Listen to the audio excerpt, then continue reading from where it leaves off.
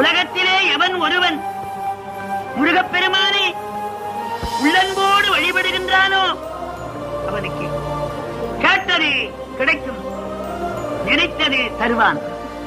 சந்தேகம் இல்லை.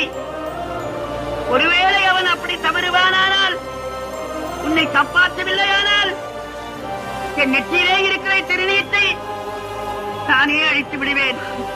இது சத்தியம்.